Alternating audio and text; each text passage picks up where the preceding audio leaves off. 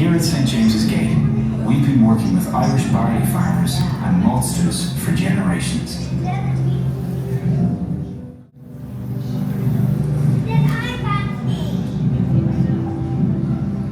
Over the years, we've perfected the art of roasting at St. James's Gate.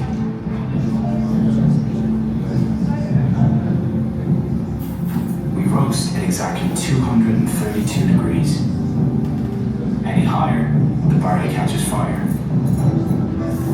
Any lower, the beer won't develop its unique character. It's our roasted barley that gives Guinness its iconic colour, taste, and aroma.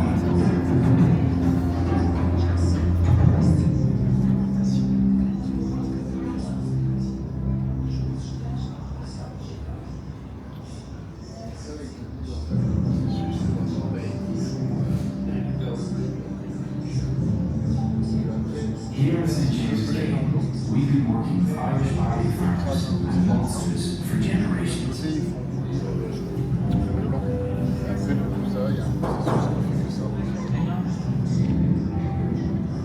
Over the years, we've perfected the art of roasting at St. James's Gate.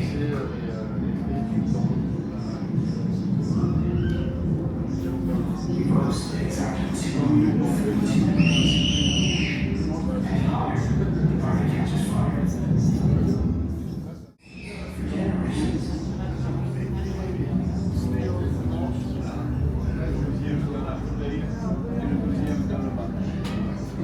over the years, we perfected the art of roasting red stitches.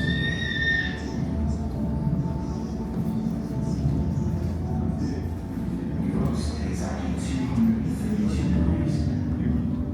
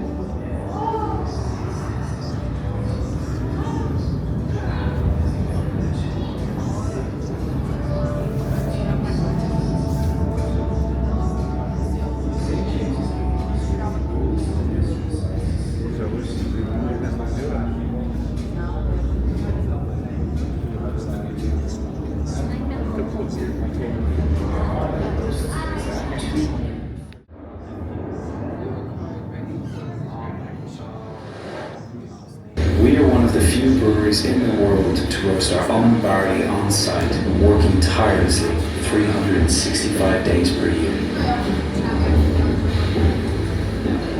Our yeast has been prized by generations of Guinness brewers.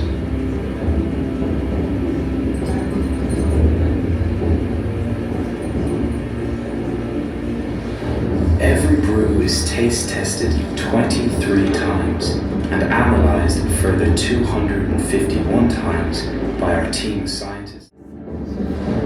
Our barley roasts at exactly 232 degrees centigrade.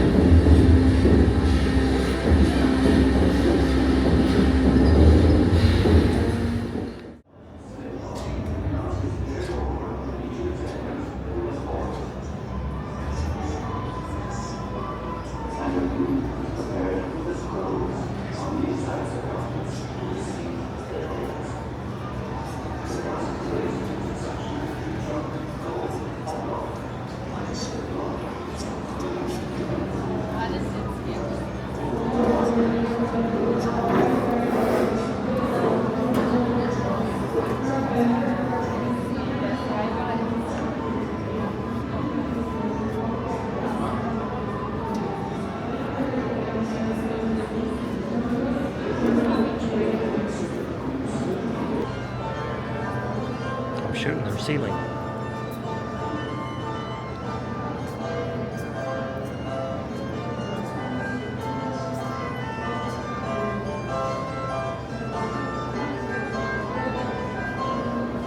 When the hoops are in place, the thumb roll is drilled.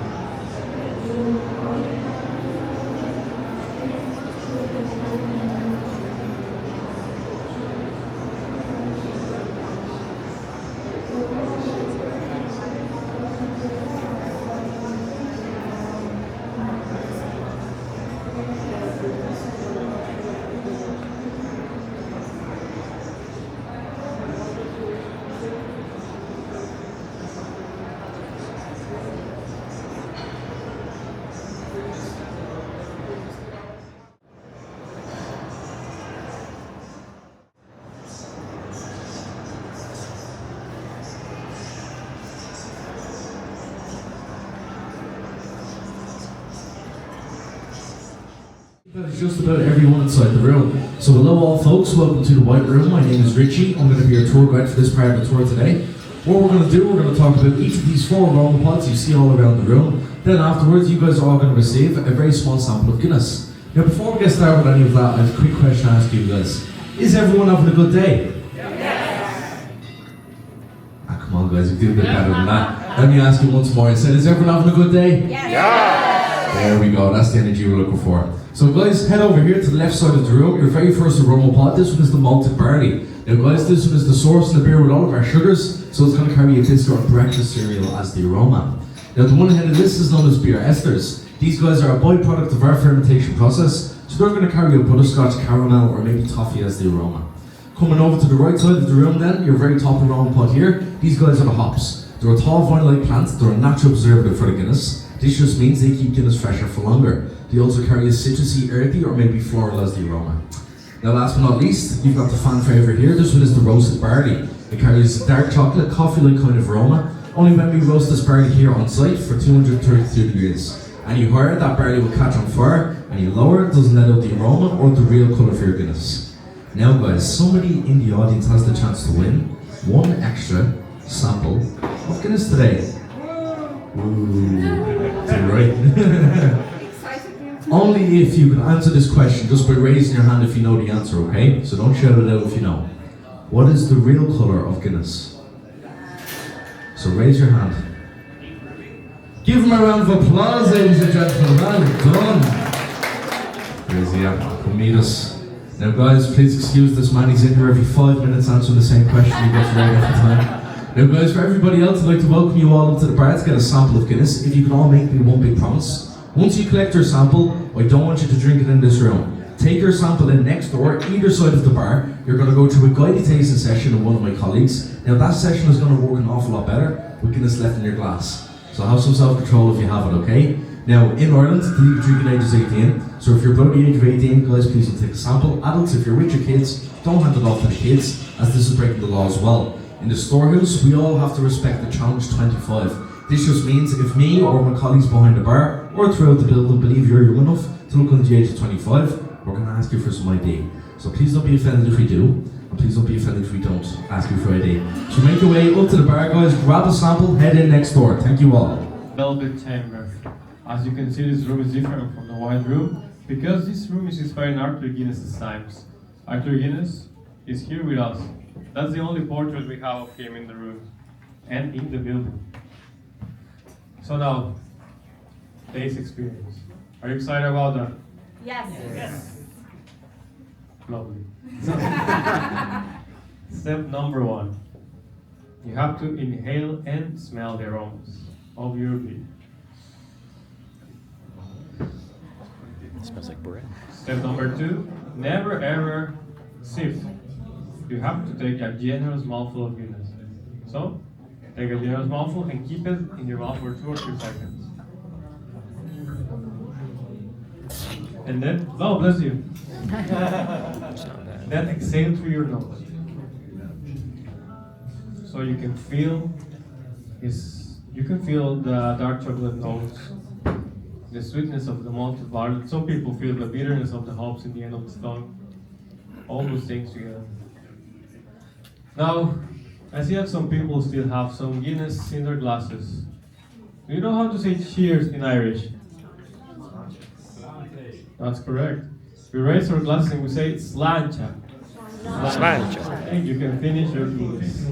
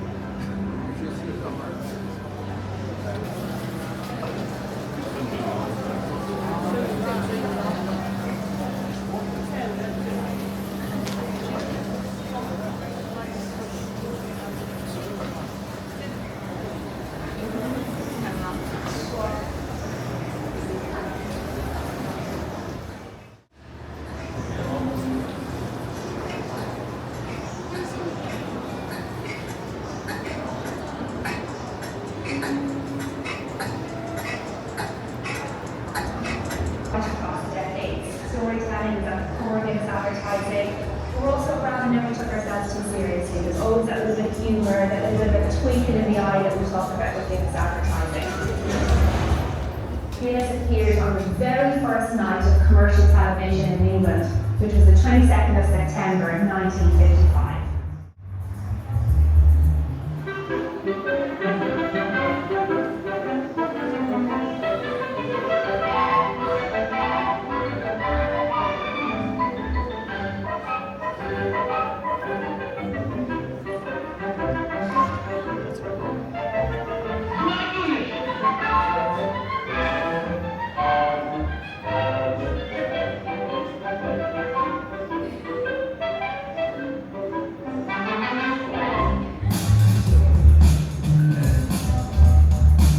Guinness were trying to come up with what would that first television advertising be, they went back to what they knew best. With the wonderful, colourful ad of John Gilroy and the toucans and that menagerie of animals that had been created and were so iconic for Guinness.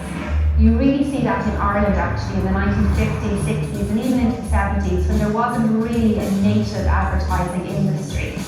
So most of our iconic ads have really heroed in and focused on the beauty that is a perfect pint of Guinness. Now, at the quiet end of the day, Guinness.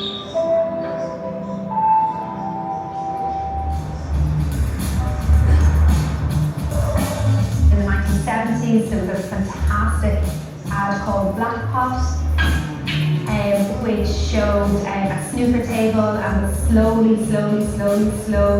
potting up the glass. Putting away. In 1977, Guinness Ireland introduced an iconic award-winning ad called Ireland, and also known as Bolshevik Shots. This is one of the very first Irish language television ads to be created for Ireland. It's a love story, almost a postcard to the old way of life in Ireland.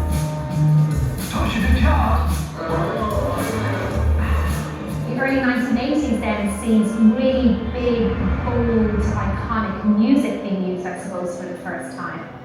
And one of the ads that typifies that is The Big Wave from 1981, where Bill Whelan, more naturally known for composing Riverdance, was especially commissioned to compose a piece of music to accompany Big Wave.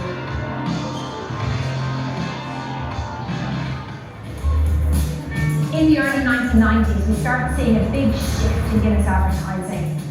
Really bold, cinematic storytelling. A new campaign for Guinness called Not Everything in Black and White Makes Sense. And the most iconic of all of those ads was what we call Fish in a Bite. And it was down to a quote that said, "A woman needs a man like a fish needs a bite." And that led quite quickly on to Surfer, one of the most iconic Guinness ads. Also the most award-winning of all of our Guinness ads as well. Having what we want to do with create something which is kind of emotionally arresting and visually arresting, and having just something quite epic and quite extraordinary to happen on a TV screen. I suppose it's the equivalent of filming an avalanche, growing towards it. It's that sensation, I'm sure. Style and who's not really a very good surfer, who's very Irish, which we liked. I mean, we found him under a palm tree on the beach, so it's very 140 foot waves and we turned from. He waits, that's what he does. And I tell you what, tick follow tock, follow tick, follow tock, follow tick. Ahab said, I don't care who you are, here's to your dream. The old sailors returned to the bar. Here's to you, Ahab. And the fat drummer hit the beat with all his heart.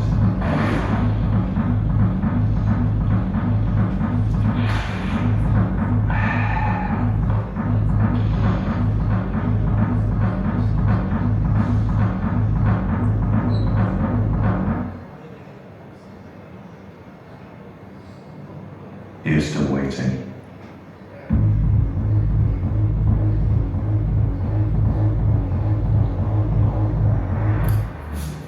In the early 2000s, very much that era of big cinematic productions.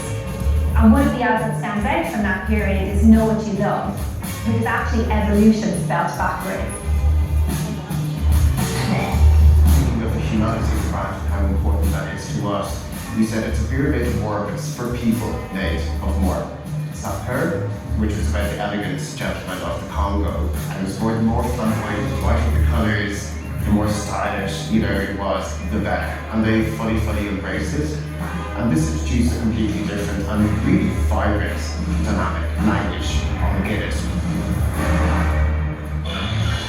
In life, you cannot always choose what you do, but you can always choose who you are. We are the Sappers. With every grace and every conflict, we say, I am the master of my fate.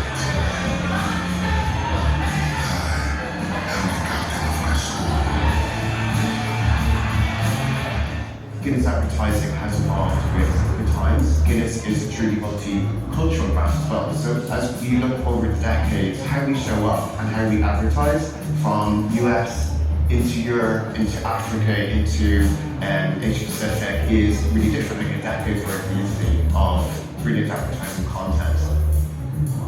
I've been on direct for Guinness for 12 years now. They have, in my opinion, the best commercials in the world.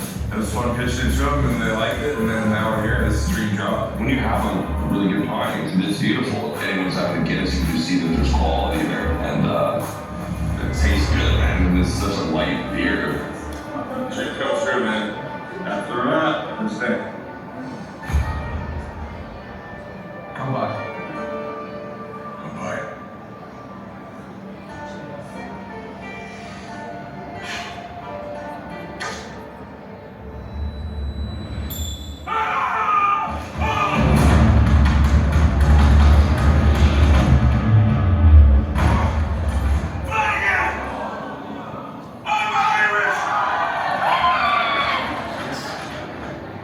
You're 2% Irish. Yeah, I know. See that, sir? That's all you need.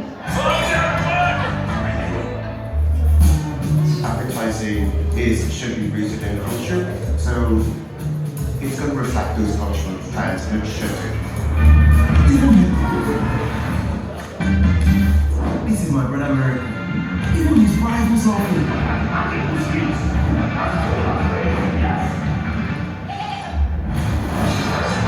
he really begins my brother man right. But for him, football is not just about what we see.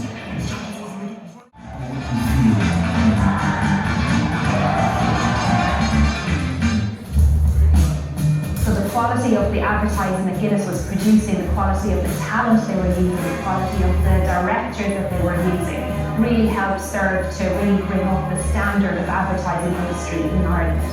I think what has remained, we hold ourselves to that standard. So the quality of our advertising meets the quality of our beer.